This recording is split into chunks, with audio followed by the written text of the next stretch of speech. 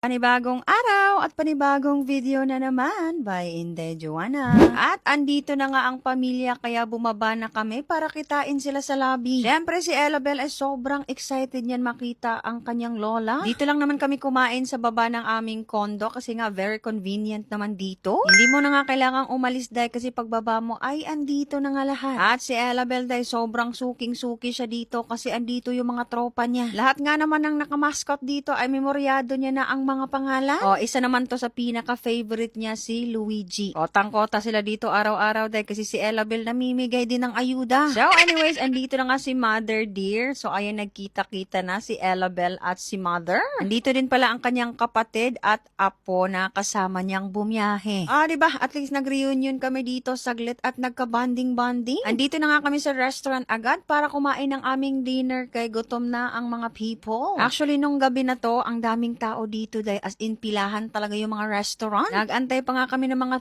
30 minutes para makapasok dito. Anyways, ang importante ay nakalamo na naman si Inday Joanna nyo.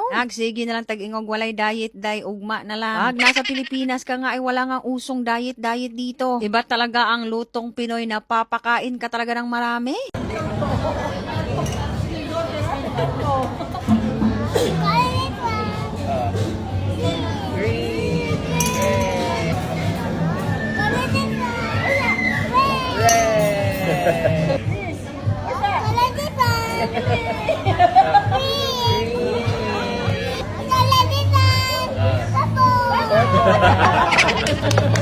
Diba si Ellabel nagpapasikat na naman? Anyways, ito nga pala yung ganap namin the next day kasi kailangan namin dalhin si Mother Dear sa dentist. Gusto niya ngang palitan ang kanyang denture dye kasi yung ginawa sa UK hindi maganda. Siyempre, dinala ko na siya dito sa The Vanities kasi si Doc talaga yung pinakamagaling. Pag mga may nagtatanong nga sa akin kung saan magandang magpa-dentist dito sa Pinas, ay naku, wala na akong ibang maire-recommend sa inyo mga Inday kundi dito sa The Vanities. Andito na nga kami at pumasok sa loob. Siyempre, kasama namin si Ellabel. Tapos, ito pala yung mga services nila dito dahil literal na andito na talaga lahat. Sobrang advanced ng mga gamit dito and syempre magagaling yung mga dentista nila. Talaga nga namang aalagaan ka. Yung Vanities nga pala nag-aalaga ng ngipin ko ngayon, especially ay naka-braces ako ngayon. Dahil nga naman first time ni Mother Dear dito, so nag-fill up na siya ng mga information. At syempre hindi mawawala ang mag-x-ray kasi dapat ganyan talaga. May protocols talaga sila dito dahil walang shortcut.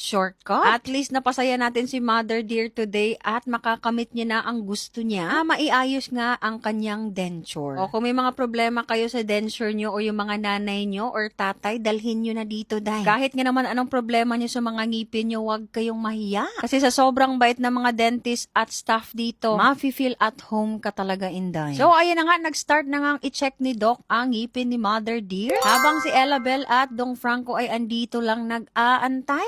Diba, manilabad si Ellabel day basta laag na. Behave lang naman yan siya day basta may pagkain lang. At least at nakapag-bonding si Ellabel at ang kanyang lola. See you next time. Bye, be kind.